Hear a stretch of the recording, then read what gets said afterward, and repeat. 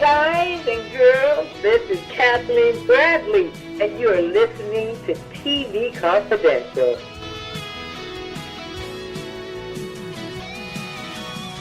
Ed Robertson, welcome you to this week's edition of TV Confidential, a radio talk show about television that wishes you and yours a happy Easter, a happy Passover, whichever holiday you are celebrating. We thank you as always for making us part of your holiday celebration this week. We're taking a few days off ourselves this week to recharge your batteries. We'll be back with a brand new program next week. Our guests will be actress and author Denise Nicholas of Room 222 and In the Heat of the Night. In the meantime, our program this week will be an encore presentation of 3 interviews, all of which we're airing to commemorate the recent passing of Chuck Norris. Chuck Norris, the legendary master of the martial arts, who was not only one of the most iconic motion picture action heroes of the 70s and 80s, but was known to TV audiences all over the world as Sergeant Cordell Walker on the long-running CBS series Walker, Texas Ranger. Chuck Norris passed away this past Friday, March 20th, at the age of 86. Our second hour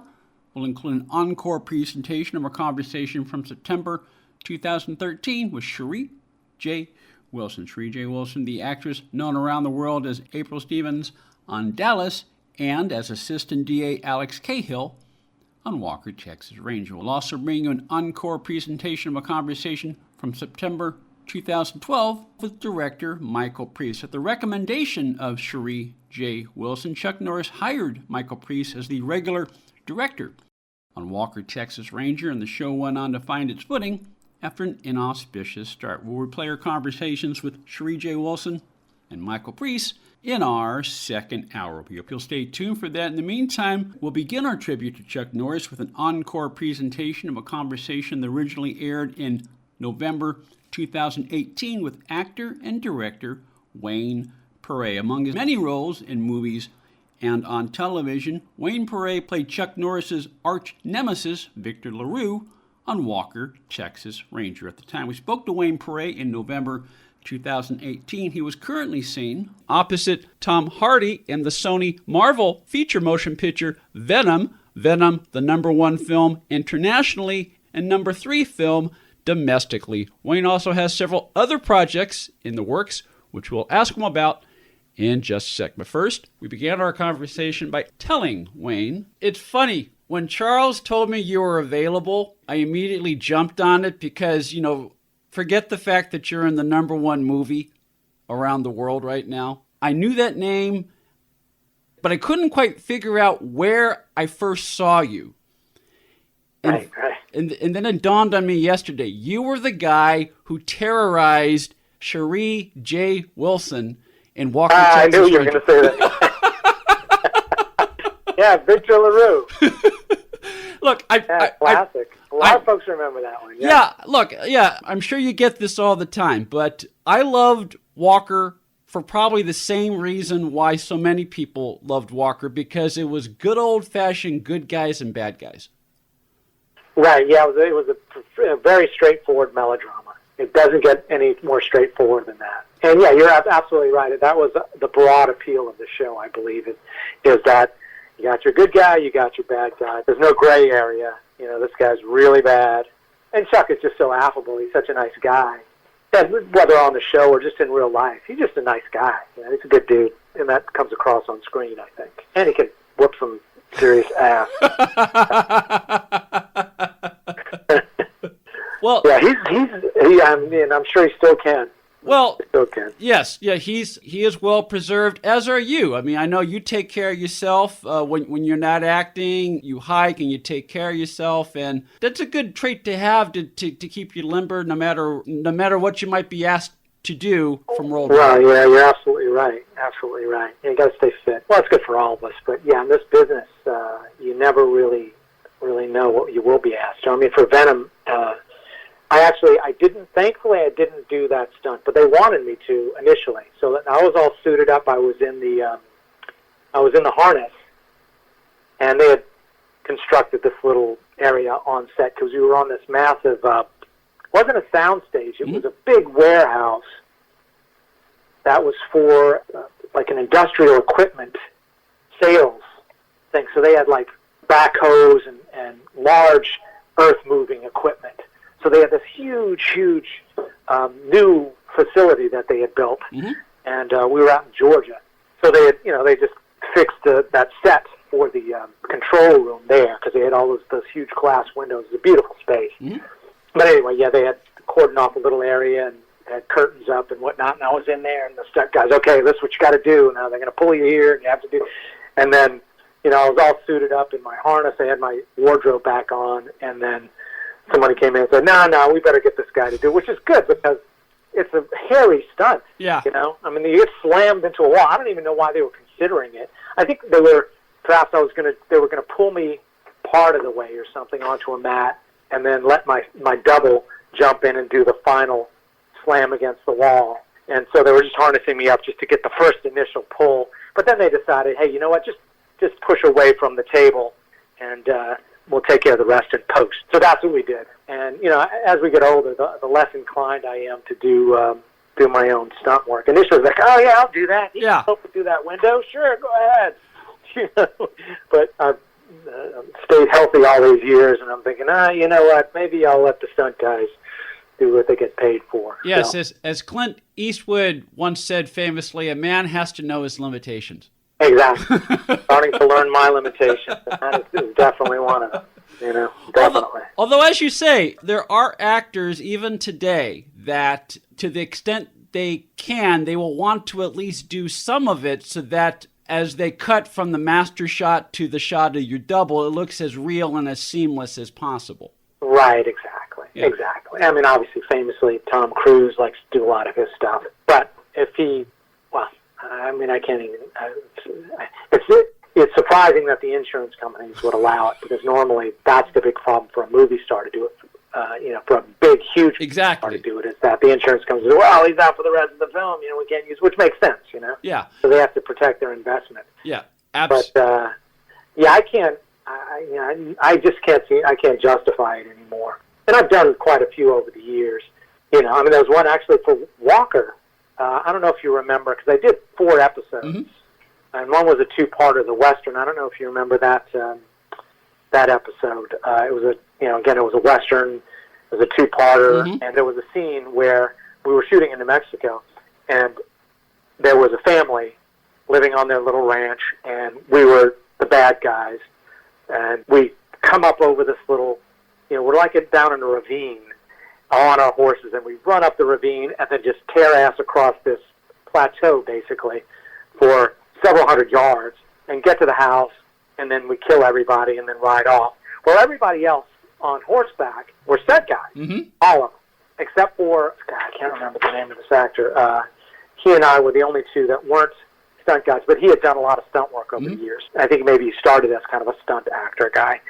Anyway, I was playing this Hispanic character, so I had a big hat on, whatever they call those big sombreros. Yeah.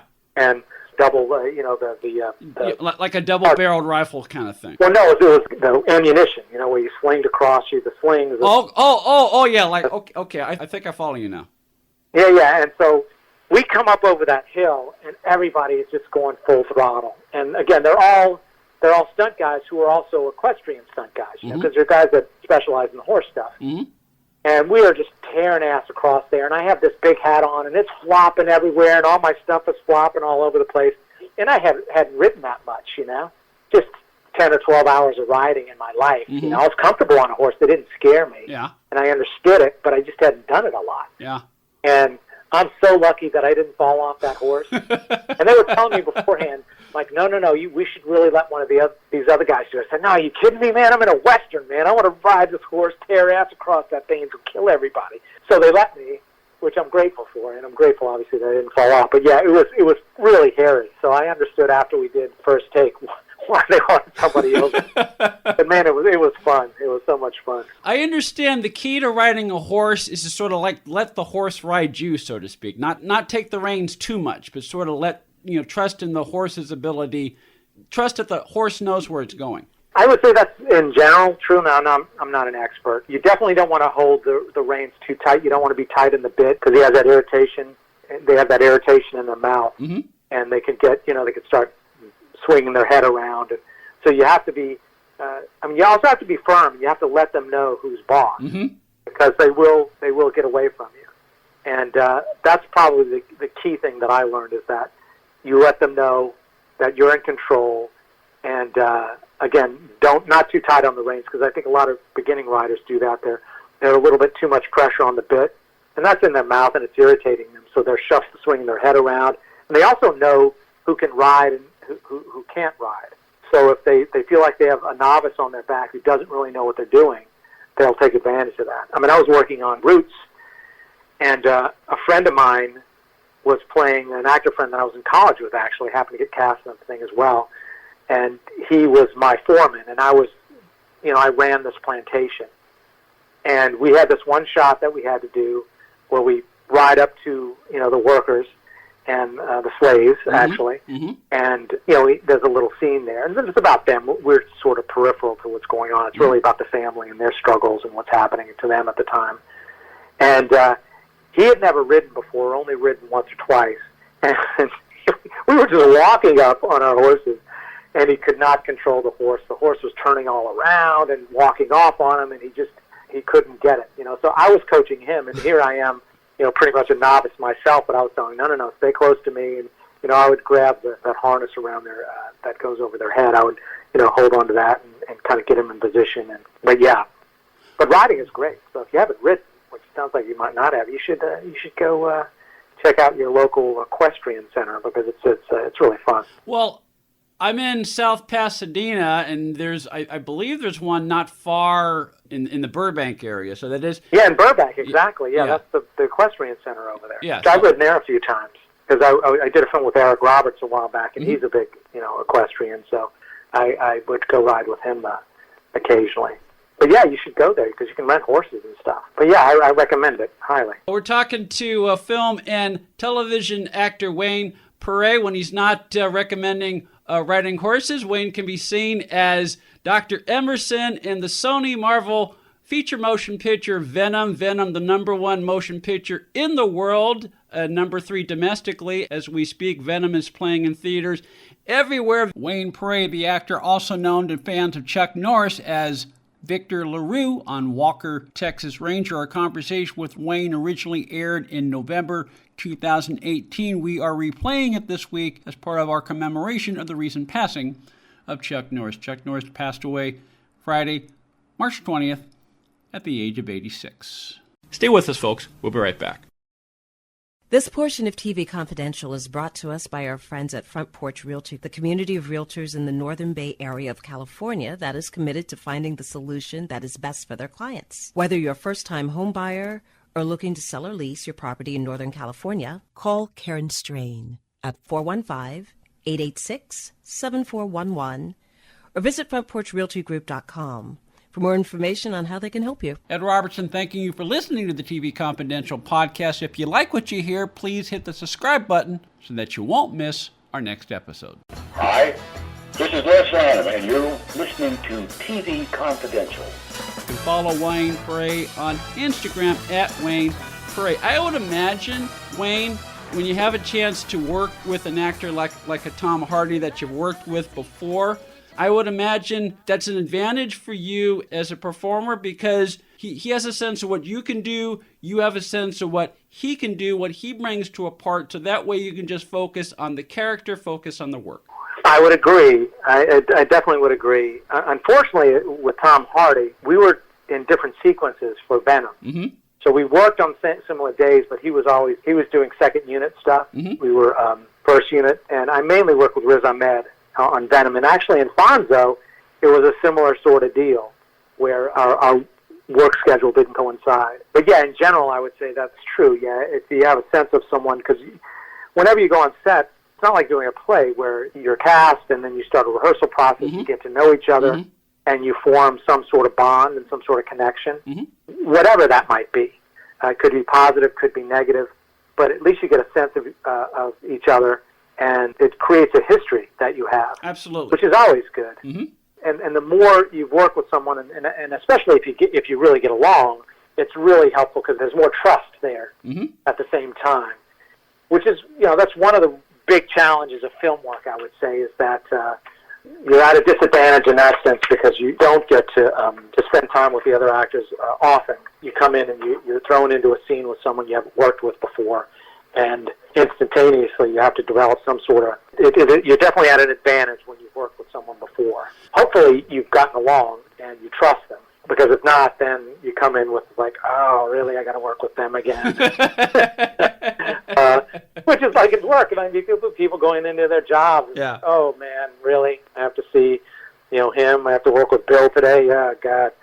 But nothing but good stories about Tom, though. I mean, everyone that worked with him was really, obviously an actor that's that committed. And Riz Ahmed is the same way, and really a lovely, lovely person.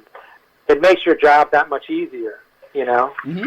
because you really get your attention off of yourself, which is important as an actor, to not be so self-absorbed when you're working specifically. But I think in life, obviously, it's better not to be too self-absorbed.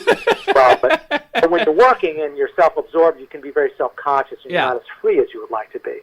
So when you have another actor who's so committed and so invested, it makes your job easier because you can just put your attention on them and work off of what you're getting.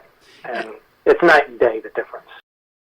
Wayne, before we went to break, we were talking about the advantages of working with an actor that you have worked with before, one of which is that it enables you to focus on the work at hand and specifically focusing on the other actor instead of on yourself. If I understand it correctly, that whole idea of focusing on the other actor in the scene that you're working with or in the play that you're working with, focusing on the other actor versus focusing on yourself. I understand that's one of the key principles of the Meisner approach, which I understand that you're a follower of.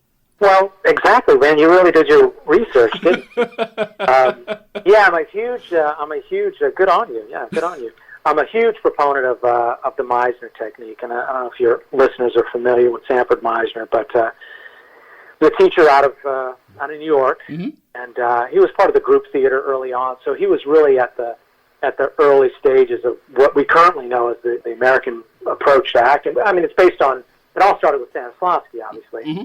The great Russian teacher. Came to America through the group theater.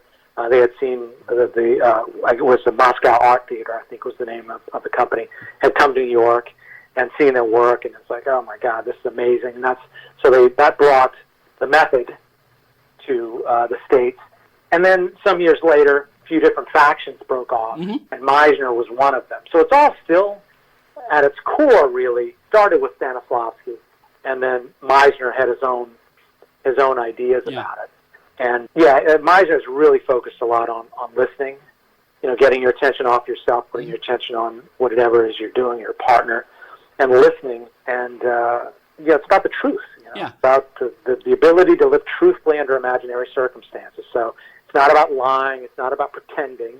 It's about living through something. Now, is it fiction? Yes, it's fiction. It's a story. We're telling a story based on imaginary circumstances. Most of it, not sometimes, obviously, it's based on real-life events. But still, it's our job as actors to bring the truth to the work. Yeah. And, hopefully I'm continuing on that path. It's always the goal.